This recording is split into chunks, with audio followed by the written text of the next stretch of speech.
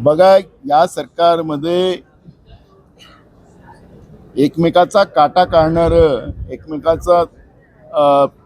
एकमेकाचे आमदार ओढण्याचा प्रयत्न चालू आहे. हे काही लपलेलं नाही.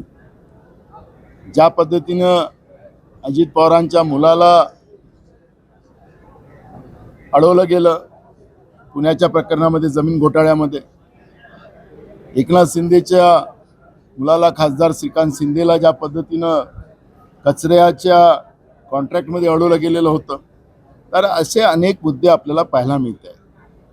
आणि हे सगळे मुख्यमंत्री करवतात असं आपसामध्ये बोलताना, त्यांचे आमदार, त्यांचे मंत्री चर्चा करताना आपण पाहतो आहे. महाराष्ट्रामध्ये जमीन घोटाळे, त्याचा उल्लेख मी अनेकदा केलेला आहे. मुंबईमध्ये BKC मधल्या भरतनगरमध्ये सुद्धा 500 एकर जमीन अशाच पद्धतीनं दिली गेलेली आहे. नवी मुंबई, ठाणे, नाशिक, नागपूर, पुणे, अनेक ठिकाणी आपल्याला जमिनीचे घोटाळे पाहायला मिळणार आहे. इथं एक शॅम्पल आपल्याला पुढे आलेलं आहे पुण्याच्या घटनेमुळे, पार्थ पवाराच्या हत्येतून. पण अशा घटना महाराष्ट्रामध्ये मोठ्या प्रमाणात आहे, सरकारच्या आहेत, पण त्या लपलेल्या आहेत. आता ह्या जेव्हा चर्चा विधानसभेत येईल, त्याचे सगळे मुद्दे आम्ही विधानसभेत मांडू. पण जे पद्धतीचं दबाव तंत्र चाललेलं आहे, जसं PMOमधून पूर्ण मंत्रालय चालतं दिल्लीमध्ये, जसं गुजरातमध्ये नरेंद्र मोदी बसून त्या ठिकाणी पूर्ण मंत्रालय चालवायचं, मंत्र्यांना काही अधिकार नाही, तसं पहिल्यांदा महाराष्ट्रामध्ये देवेंद्र फडणवीसांच्या CMOमधून सगळं सरकार चालते आहे. अशा पद्धतीचं चित्र आपण पाहतो आहे. मंत्र्यांना अधिकार राहिलेले नाहीत, अशा पद्धतीचं चित्र आपण पाहतो आहे. त्यामुळे आता कोणाचे आमदार कुठे पळवतील, काय होतील, आणि भाजपमध्ये तर राहिलंच आहे, काही दुसऱ्याचे लोक घेऊन पळा अशी ती व्यवस्था राहिलीच आहे. तर ते काही होऊ शकतात. आदित्य ठाकरे म्हणाले, त्याच्यामध्ये त्यांच्याजवळ माहिती असेल की त्या आमदारांची संख्या आहे. आदित्य ठाकरे त्यांनी सांगितलं असेल.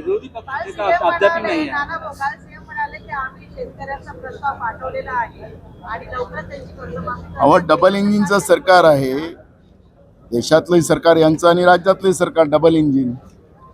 मग ते इंजिन खोटं बोलताय का?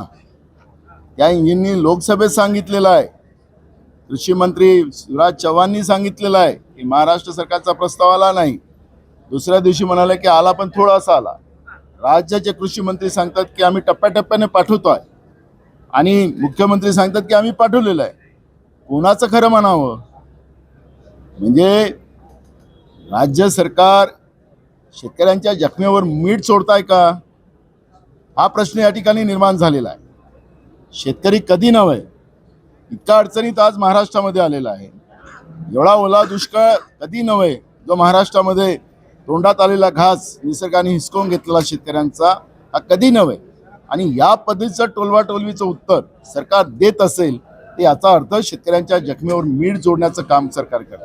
विरोधी पक्षनेता अद्याप नाही, आदित्य ठाकरे यांच्या नावाची चर्चा. या सरकारला लोकशाही मान्य नाही. हे बेईमानीनं निवडून आलेलं, निवडणूक आयोगाच्या कृपेने निवडून आलेलं सरकार आहे. या सरकारला विरोधी पक्षपद हे मान्य नाही. ते म्हणतात संख्याबळ.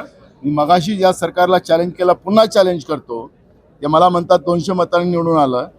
मी त्यांना चॅलेंज करतो, तुम्ही महाराष्ट्रात बायलेटने निवडणुका घेऊन दाखवा, आणि मी महाराष्ट्रात सगळ्यात हायेस्ट मताने निवडून येण्याची मी जबाबदारी माझी घेतो. आणि नाही आलो समजा सगळ्यात हायेस्ट मत, तर राजकारण संन्यास घेईल. फक्त बायलेटवर निवडणुका घेऊन दाखवा. बेईमानी नाही निवडून आलेले आम्हाला संख्याबळ सांगतात.